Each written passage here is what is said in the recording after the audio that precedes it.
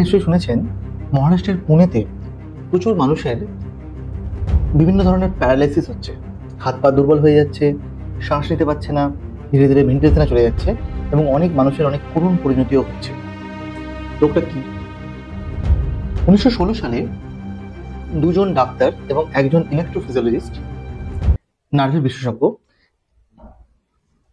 Guillain জি Alexander ব্যারে এবং Andre stroll, এরা একটা প্যারালাইসিসের কথা বলেন, যেখানে দুটো পায়ের প্যারালাইসিস হয়ে যায়, দুটো পা দুর্বল হয়ে যায়, তারপরে হাত দুর্বল হয়ে যায়, আমাদের যে ট্রাঙ্ক আছে, আমাদের যে পিঠ এবং পেটের যে মাংসগুলো রয়েছে সেগুলো দুর্বল হয়ে যায়, শ্বাসকষ্ট হয় এবং এটা ধীরে ধীরে বাড়তে থাকে, কখনো কখনো ইমপ্রুভও হয়ে যায়। যে রোগটার নাম হচ্ছে গুলিয়ান ব্যারে সিনড্রোম। ওই দুটো ডাক্তারের নাম গুলিয়ান ব্যারে সিনড্রোম বা জিবিএস। জিবিএস রোগটি খুব কমন রোগ নয়, সেজন্য অনেকজনেরই এই রোগ সম্বন্ধে খুব একটা ধারণা থাকে না।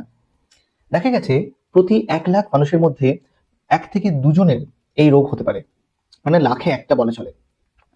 এই রোগের উপসর্গ যদি বলেন তাহলে এটা সাধারণত পায়ের থেকে শুরু হওয়া রোগ, যে বাথরুমে বসে উঠতে না পারা বা দাঁড়িয়ে দাঁড়িয়ে এক পায়ে আপনি 2 পায়ে প্যান্ট পরছেন, তখন তো 1 পায়ে দাঁড়াতে হয়, ওই 1 পায়ে দাঁড়াতে পারছেন না, কিংবা বাইকের মধ্যে যে পাটা এবার তুলে বসতে হয় সেই পা তুলে বসতে অসুবিধা হচ্ছে, বা সিঁড়ি চড়তে অসুবিধা হচ্ছে, এই ধরনের সমস্যাগুলো প্রথমে আসতে পারে।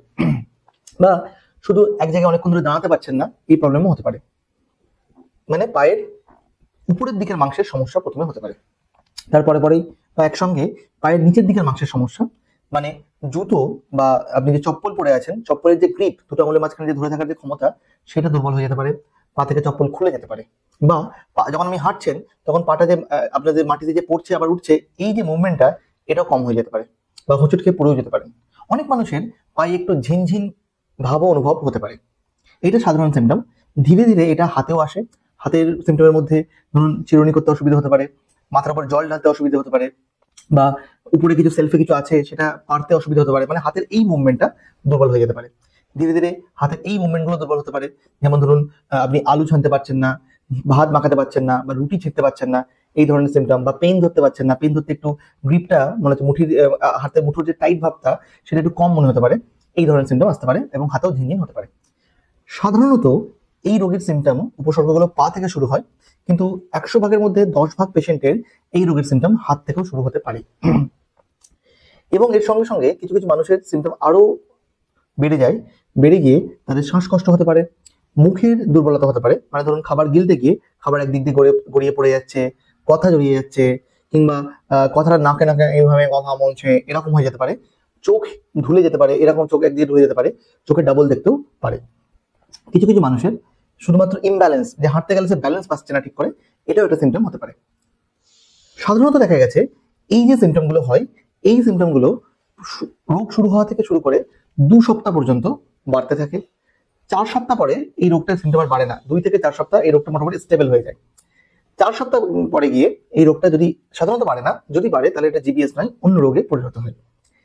এই রোগের যদি কোনো রকম উপসর্গ আপনার আসে, তাহলে আপনার উচিত ইমিডিয়েটলি, তৎক্ষণাৎ নিউরোলজিস্টের সঙ্গে পরামর্শ করা। আমরা কি করব? আমরা কিছু কিছু টেস্ট আপনাকে করব। প্রথমে ক্লিনিক্যাল টেস্ট। সেই ক্লিনিক্যাল টেস্টের মধ্যে একটা ইম্পর্টেন্ট হচ্ছে হিস্ট্রি, যে কিভাবে রোগটা শুরু হলো। এই হিস্ট্রিটা আপনি একদম যথোপযুক্তভাবে সুন্দর করে গুছিয়ে ডাক্তারকে বলবেন। এবং এই যন্ত্রটা আপনি নিশ্চয়ই দেখেছেন, এই যন্ত্র দিয়ে আমরা প্রথমে একটা ক্লিনিক্যাল পরীক্ষা করে থাকি, এবং তারপরে পরে আমরা আরো ইনভেস্টিগেশন করে থাকি। তার মধ্যে একটা ইম্পর্টেন্ট ইনভেস্টিগেশন হলো নার্ভ কন্ডাকশন স্টাডি, এনসিএস।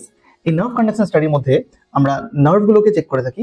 মানে ধরুন এইখানে আমরা কিছু একটা লিড লাগাবো, লাগিয়ে এখানে কারেন্ট দেবো, এখানে কারেন্ট দেবো, দিয়ে দেখবো যে নার্ভের মধ্যে কোনো প্রবলেম হচ্ছে কিনা। এটা হচ্ছে প্রাথমিক টেস্ট। তারপরে টেস্ট হলো পিঠের জলের টেস্ট করা, কারণ নার্ভের যে চারিদিকে যে জলগুলো থাকে সেটা পিঠের জলের মধ্যেই পাওয়া যায়। মাথার যে নার্ভ আছে, পিঠের যে নার্ভ আছে, তার চারিদিকে যে জল থাকে সেটাকে বলে সিএসএফ, সেটা পিঠ থেকে আমরা নেবো, নিয়ে তার পরীক্ষা করে আমরা দেখবো। এই সমস্ত কিছুর মধ্যে দিয়ে আমরা রোগটাকে নির্ণয় করি, এবং অন্য কোনো রোগ আছে কিনা সেটাকেও আমরা খোঁজার চেষ্টা করি। যদি আপনার ডায়াগনোসিস কনফার্ম হয়ে যায় জিবিএস, তাহলে তৎক্ষণাৎ আমরা দুটো ট্রিটমেন্টের মধ্যে চুজ করি। একটা হচ্ছে আইভিআইজি, আর একটা হচ্ছে প্লাজমা ফেরেসিস। নিশ্চয়ই আপনারা শুনেছেন প্লাজমাকে ক্লিন করা, কারণ এই সমস্ত রোগটা হচ্ছে অ্যান্টিবডি মেডিয়েটেড। এই অ্যান্টিবডিগুলোকে ক্লিয়ার করতে হয়, ছেঁকে নিতে হয়, সেটা হচ্ছে প্লাজমা ফেরেসিস। আর একটা হলো আইভিআইজি। আইভিআইজি নিজেও একটা অ্যান্টিবডি, যেটা বাইরে থেকে দেওয়া হয়, দিয়ে ভিতরে অ্যান্টিবডিগুলোকে মারার চেষ্টা করা হয়। এই দুটো ট্রিটমেন্টের মধ্যে আমরা সাধারণত চিকিৎসা করে থাকি। এবার প্রশ্ন হলো রোগটা হয় কেন, রোগটা থেকে প্রতিকারের কি উপায়, প্রতিরোধের কি উপায়? রিসার্চ বলছে এই রোগের একটা অন্যতম প্রধান কারণ হলো ফুড পয়জনিং। ফুড পয়জনিং কি ধরনের? সাধারণত ক্যাম্পাইলোব্যাক্টার জিজেনি বলে একটা ব্যাকটেরিয়া আছে।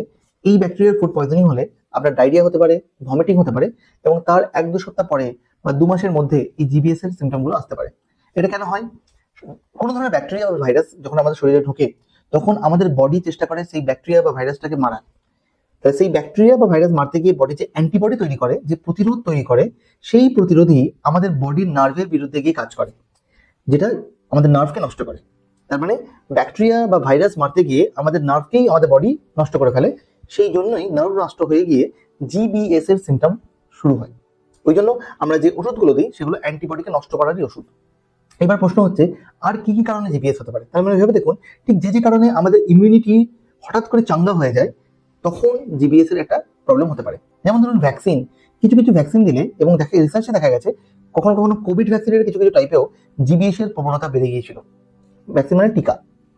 না, টিকা নেবেন না আমি এমন বলছি না, টিকা অবশ্যই নিন, কিন্তু টিকা নেওয়ার পরে যদি আপনার কোনো জিবিএস এর সিমটম আসে তৎক্ষণাৎ আপনার নিউরোলজিস্টের সঙ্গে পরামর্শ করবেন। কারণ এই রোগকে যদি আমরা আগে একদম রোগের শুরুর ভাগে যদি আমরা ট্রিটমেন্ট করি তাহলে কিন্তু খুব সুন্দর রেসপন্স হয়। নার্ভ যখন অনেকটা ড্যামেজ হয়ে যায় তখন যখন ট্রিটমেন্ট করি তখন কিন্তু রেসপন্স খুব একটা ভালো হয় না। ওই জন্য early treatment and early diagnosis is the কি। মানে তৎক্ষণাৎ রোগ নির্ণয়, তৎক্ষণাৎ চিকিৎসা, এটাই লং টার্মে সুদূর প্রসারী সুফল দিতে সাহায্য করবে। এবার প্রশ্ন হলো আর কোন কোন কারণে জিবিএস হতে পারে?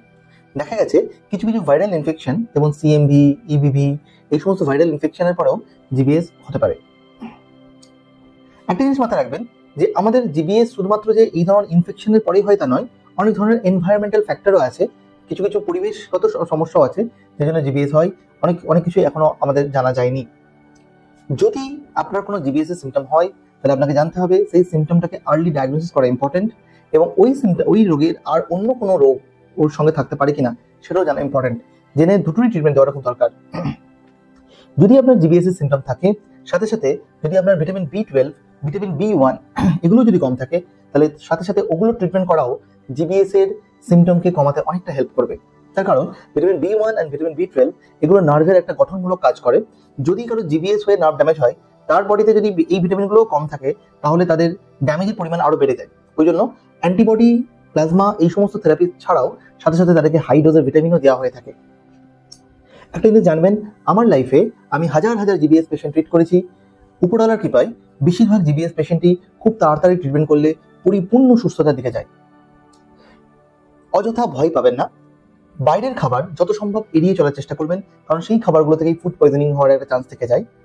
যদি কোনো ভ্যাকসিন নেওয়ার পরে আপনার কোনোদিনও কোনো অ্যালার্জি হয়ে থাকে, দ্বিতীয় ভ্যাকসিন নেওয়ার আগে আপনার ডাক্তারকে অবশ্যই জানান যে আপনার প্রবলেম ছিল, এবং একটু দৃষ্টির মধ্যে থাকুন, একটু আপনি ডাক্তারের সংস্পর্শে থাকুন ভ্যাকসিন নেওয়ার পরে, যাতে করে জিবিএস এর কোনো সিমটম হলে যাতে আপনি তৎক্ষণাৎ চিকিৎসা করতে পারেন। আমাদের মধ্যে যদি নিউরোলজি ডিজিজের জ্ঞান আরো প্রসার পায় তাহলে এই সমস্ত রোগ, যে রোগগুলো আগে ট্রিটমেন্ট করাতে পরিপূর্ণ ঠিক করা যায়, সেই সমস্ত রোগের কমপ্লিকেশনসগুলো, সেই সমস্ত রোগের প্রবলেমগুলো আমরা কিন্তু কমাতে পারি। আমি নিউরো জাগরণ বলে একটা সিরিজ শুরু করেছি। এই সিরিজে এই রকম নার্ভের রোগ সংক্রান্ত বিষয়ে আপনাদেরকে আরো সজাগ করার জন্য আমি প্রতি সপ্তাহে আপনাদের সঙ্গে থাকবো। যদি কোনো ধরনের কোনো রোগ সম্বন্ধে আপনারা পার্টিকুলার জানতে চান তাহলে কমেন্টে আপনাকে লিখে জানাবেন। আপনাদের জন্য আমি doctor MM Shamim, DM neurology, gold medalist, NIMHANS, Bangalore. সুস্থ থাকবেন, ভালো থাকবেন, নিউরো জাগরণে আমার সঙ্গে সামিল হন।